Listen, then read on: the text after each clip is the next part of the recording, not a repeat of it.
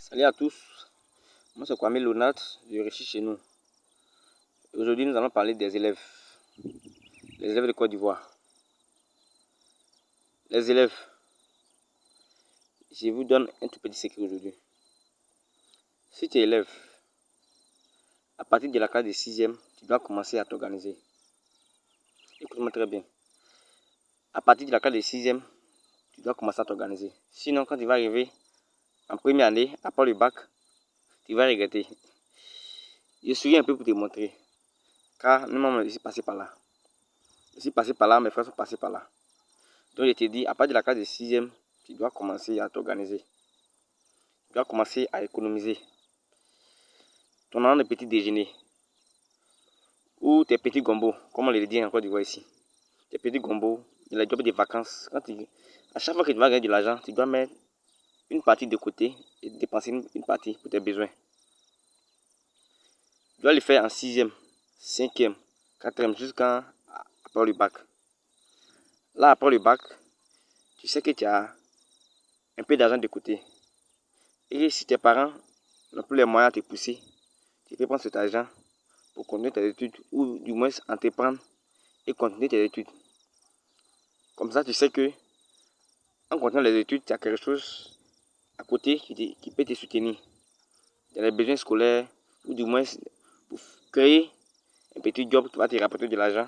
Comme ça, tu pourras toujours continuer tes études. C'est pourquoi je vous invite vivement à lire le livre de Bélias Vallet, qui est un entrepreneur camerounais qui vit présentement en France. Le livre s'intitule Un pied à l'école, un pied dans le business. Et sa devise est on ne mange pas les diplômes. Il dit aller à l'école c'est bien, avoir des diplômes c'est bien, mais on ne mange pas les diplômes. C'est pour cela que je vous dis, au moment où tu es encore élève, tu dois commencer à entreprendre. Oui, quand tu es encore élève, tu dois avoir un pied à l'école et un pied dans le business.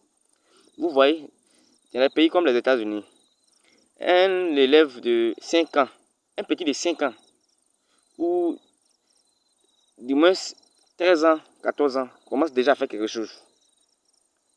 Là-bas, on les éduque de cette façon. À partir de 12 ans, 13 ans, ils commencent à chercher des petits jobs de vacances.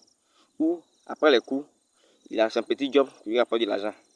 Comme ça, il commence l'entrepreneuriat au bas âge. Mais ici, ce n'est pas le cas. On continue nos diplômes. On s'est dit, après le bac, je vais travailler, je vais avoir du travail. Je vous dis, au moment où on partait à l'école et qu'on a le diplôme au travail, ce temps est déjà passé.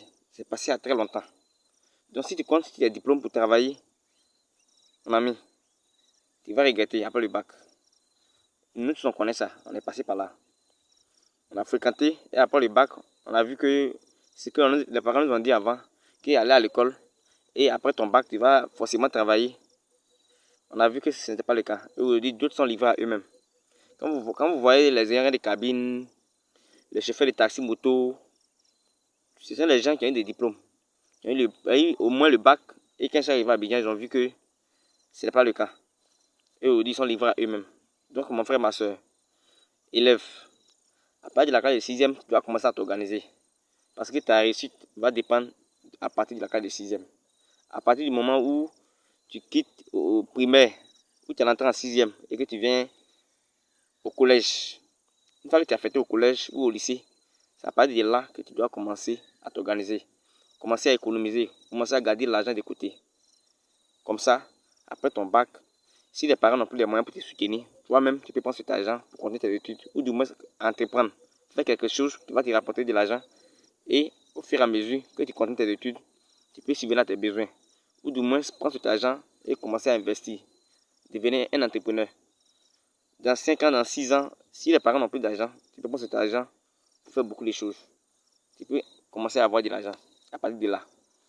Donc, je vous dis, vous savez que en Afrique, le niveau d'études n'est pas comme les autres pays, les autres pays de l'Europe.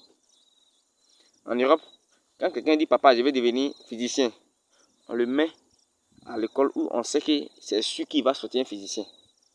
Ou s'il veut être un pilote, un astronaute, on le met dans une école où quand il sort, c'est sûr qu'il serait astronaute, ou du moins pilote. Si ce n'est pas le cas. L'enseignement général en Côte d'Ivoire, ou du moins en Afrique noire, n'est pas le cas. C'est la théorie pure. On va à l'école, on coche nos diplômes. Et après, on voit que avec les diplômes, ce n'est pas forcément qu'on va avoir du travail. C'est pourquoi mon équipe et moi, nous sommes en train de créer quelque chose. C'est un tout petit secret. Pour commencer à former, ou du moins informer les élèves, à partir de la classe de 6e jusqu'à la terminale. On va vous montrer comment réussir sa vie scolaire. Ce sont des choses que nous-mêmes, au moment où nous on était encore collégiens, on était encore lycéens, on n'a pas reçu cette information. C'est ce qui a fait que on est parti à l'école, on a eu des diplômes et après on se retrouve. Beaucoup se sont retrouvés vraiment dans la ville comme. Ils se sont retrouvés dans les capitales du pays, en train de gérer des cabines, faire des travaux où un diplômé ne devrait pas faire ça normalement. Donc je vous informe. Cette formation va s'intituler Comment réussir sa vie scolaire. On va vous montrer comment s'organiser à partir de la classe de 6e. Et plus tard, après le bac, si les parents n'ont plus d'argent pour te soutenir, toi-même, tu peux voler de tes propres ailes. À très bientôt.